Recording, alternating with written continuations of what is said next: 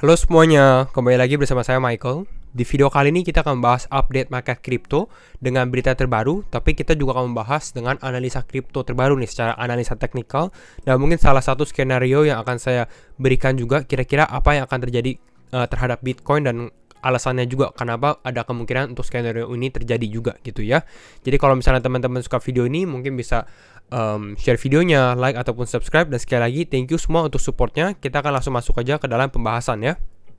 Seperti biasa kita lihat untuk update market crypto untuk hari ini masih dalam keadaan sideways ya selama beberapa hari terakhir di 0,7%. Mungkin bisa dibilang market sedikit memboringkan atau membosankan juga ya untuk dipantau. Kita lihat untuk Bitcoin mengalami penurunan di level 42.400, turun sekitar 1,1%. Ethereum hanya turun sekitar 0,2%. BNB 0,4%, jadi rata-rata memang lebih ke arah sideways ya.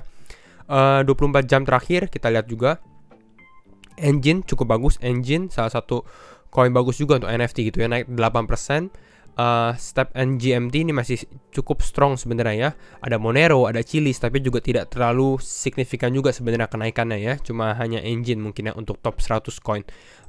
Dalam 24 jam terakhir, nah kita lihat Near Protocol yang sempat kita bahas akhirnya mengalami penurunan ya. Walaupun sentimen dia positif, tapi memang koreksi-koreksi seperti ini tuh cukup normal sekali gitu ya. Dia turun sekitar 10%, dan ya kalau teman-teman perhatikan walaupun dia turun 10%, sebenarnya dalam 1 bulan terakhir dia sudah naik sekitar 57%. Jadi ini diingatkan untuk jangan fear of missing out atau FOMO juga ya. Ada Wave, ada Tezos, ada Anchor yang juga mengalami penurunan. Untuk Fear and Greed Index bagaimana? Fear and Greed Index kita di level 30. Jadi memang kembali lagi nih, sempat kita ke dalam fase greedy sedikit, dan sekarang kita kembali lagi ke level Fear. Oke, sekarang kita ada lihat satu indikator ini dari si Plancy, The Real Plancy gitu ya, dimana dia membahas secara on-chain dengan supply Bitcoin gitu ya. Dia ada bahas for the fourth time in Bitcoin history. Jadi ini terjadi 4 kali selama sejarah Bitcoin. Bitcoin ini memasuki green zone gitu ya. Walaupun di sini dia bahas secara on-chain sendiri gitu ya. Dilihat supply less aktif selama lebih dari 1 tahun terakhir.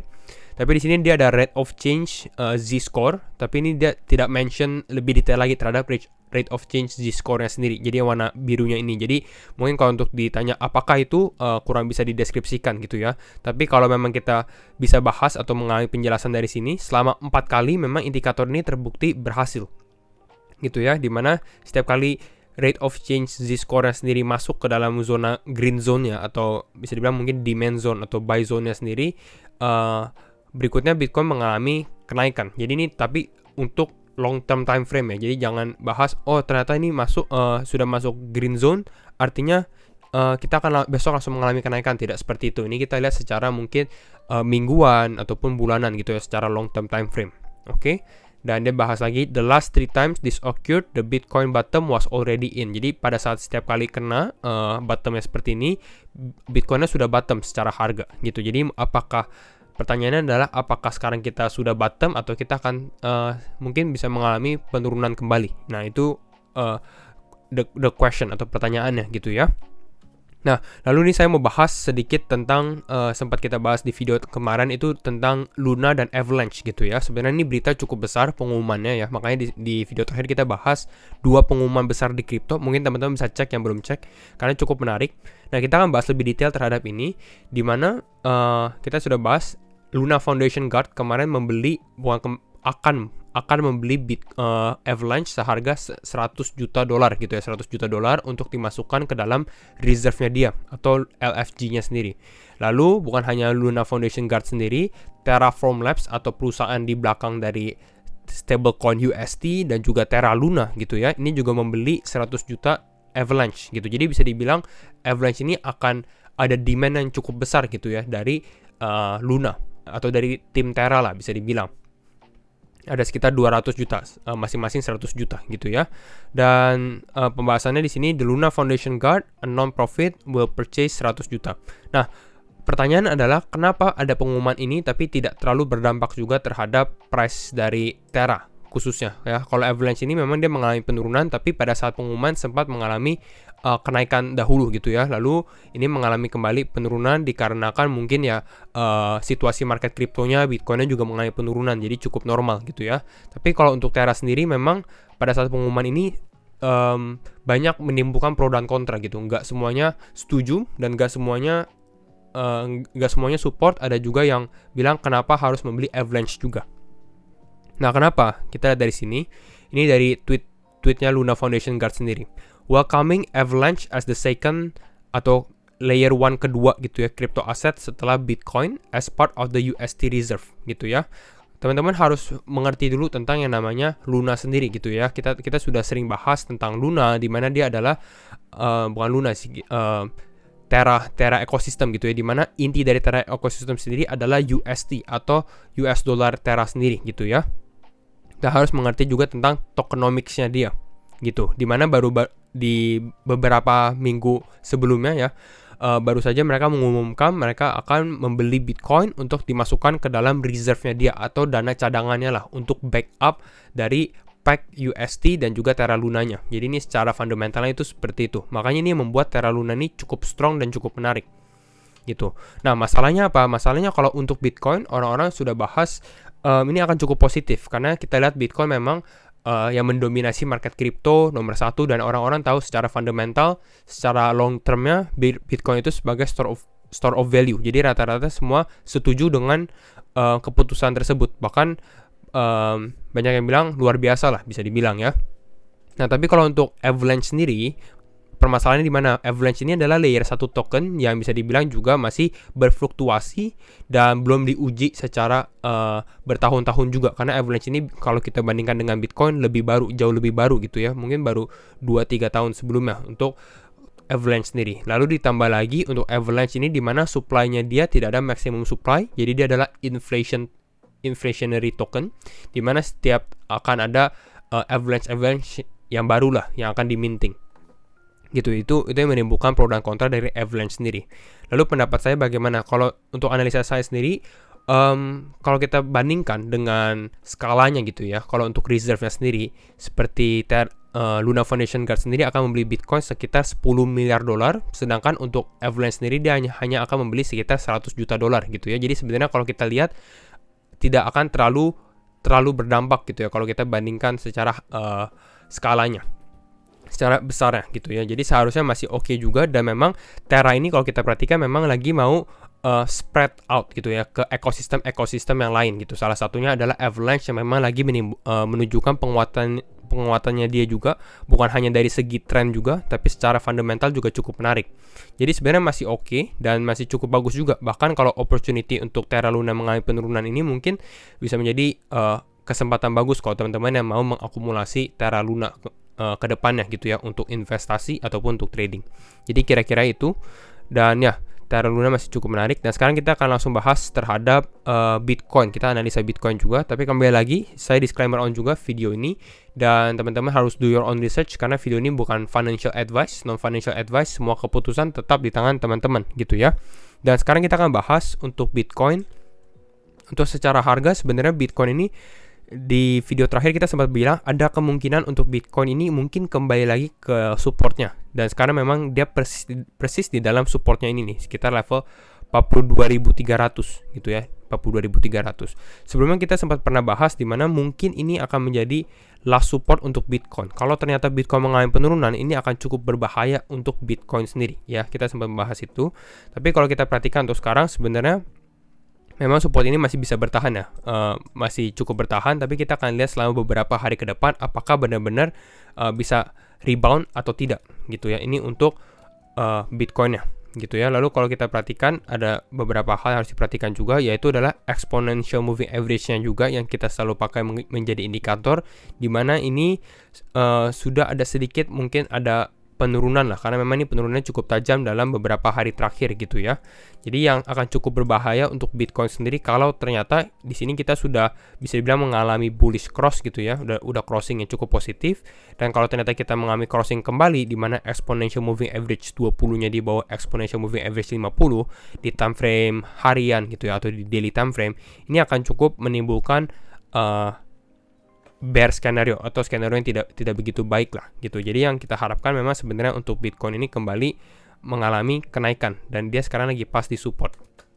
Nah, itu skenario yang normal gitu ya, dimana mungkin pada saat dia support yang mengalami kenaikan. Tapi kalau saya lihat sendiri, market memang relatif lebih sedikit down juga untuk selama beberapa hari ini, khususnya kalau kita lihat secara volume sendiri. Ini volume untuk hari ini walaupun masih ada sekitar 9 jam lagi ya, tapi volume ini bisa dibilang cukup low kalau kita bandingkan di beberapa hari sebelumnya juga.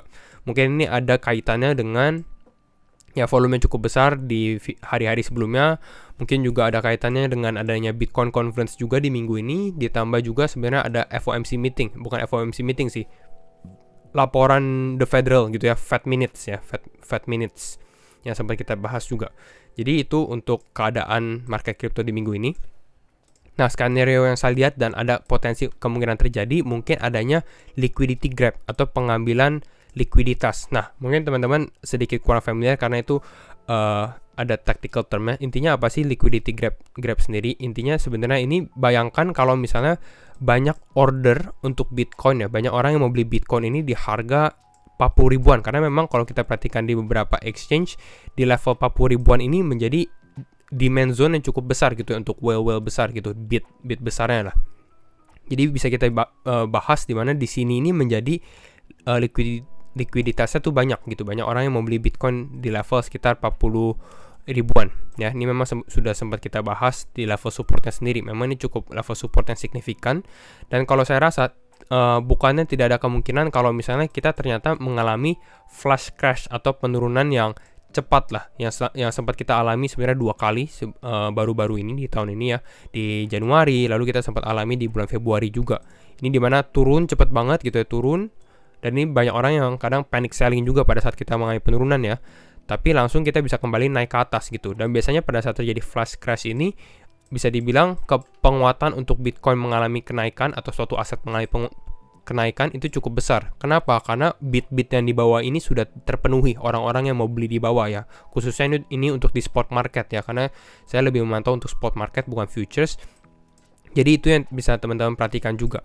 Nah, kalau sekarang, kalau kita perhatikan untuk liquidity grab di bawah, misalnya kalau misalnya Bitcoin ternyata turun ke bawah sini lalu kembali naik, ini pun juga sesuatu yang menurut saya masih cukup positif ya. Tapi ada satu hal yang harus kita perhatikan, asalkan memang kita ini tidak breakdown dari support yang warna putih ini. Nah, ini kalau kita breakdown dari support ini sudah udah tidak bagus juga. Jadi ada 2 hal. Yang pertama, kita crossing exponential moving average, kedua adalah di garis warna putih ini yang menjadi support trend kita. Jadi itu yang kita bisa perhatikan. Dan kalau ternyata kita mengambil flash crash, ada penurunan cepat gitu ya. Nah, hopefully kita bisa ada kenaikan lagi dan mungkin kita bisa breakout ke level 44.500-nya lagi. Kembali lagi ini ke dalam resisten kuatnya kita gitu di level ini yang kotak warna biru. Kita bisa breakout dan ini mungkin kita bisa kembali lagi melanjutkan uptrendnya. Ini adalah skenario mungkin yang bisa terjadi lah intinya ya. Nah, kenapa? Karena kalau kita bandingkan kalau dengan keadaan sekarang, kalau misalnya kita mengalami kenaikan misalnya di sini lalu kita ternyata reject ke bawah sini, ini justru lebih tidak baik juga untuk Bitcoin ya. Kenapa? Karena ini show di mana bull atau orang-orang cukup positif terhadap Bitcoin ini kehilangan kemampuan mereka untuk memaintain atau membuat Bitcoin ini break dari resistance sendiri. Bahkan kita malah bisa dibilang mengalami breakdown lah. Jadi itu bisa dibilang permainan whale juga, dan mungkin secara price action untuk Bitcoin gitu ya, yang teman-teman bisa perhatikan. Dan kita review sedikit untuk Bitcoin dominance. Kalau untuk Bitcoin dominance sendiri memang masih standar ya, dimana sempat memang kita bahas dia akan mengalami kenaikan, dan sekarang ini lebih ke arah side ya agak ada penurunan, tapi yang kita harapkan adalah untuk Bitcoin dominance ini kembali mengalami penurunan. Oke. Lalu kita sempat mengenalkan teman-teman juga tentang yang namanya USDT dominance. Ini juga cukup penting, dimana ini adalah dominasi stablecoin yang paling besar USDT terhadap market crypto. Dan ini kita bisa perhatikan di mana pada saat market crypto naik ya, orang-orang yang hold USDT yang mau beli gitu ya, pada saat market crypto naik, USDT dominance-nya makin lama makin mengalami penurunan. Kenapa? Karena mereka yang awalnya menghold atau yang membeli USDT gitu ya, akan membeli atau menukarkan USDT mereka ke dalam crypto tokennya. Dan kita lihat selama beberapa hari terakhir pada saat market crypto mengalami penurunan, mereka kembali lagi ke dalam USDT gitu. Makanya ini kita mengalami kenaikan, dan ini sebenarnya cukup normal sekali. kita memang maunya USDT dominance ini mengalami downtrend gitu ya. Jadi seperti ini. Tapi ya yang namanya downtrend itu bukan berarti kita pasti akan ada pullback ke atas dulu lalu mengalami penurunan seperti ini gitu ya. Dan mungkin kalau untuk skenario saya mungkin ya bisa sampai ke level 4,4% USDT dominance-nya untuk kembali naik, lalu selanjutnya dia mengalami penurunan kembali gitu. Jadi itu untuk analisa USDT dominance, Bitcoin, dan berita-berita barunya. Dan kalau misalnya teman-teman suka video ini, jangan lupa untuk share videonya, like ataupun subscribe. Dan sekali lagi, thank you semua for watching and see you in the next video. Bye bye.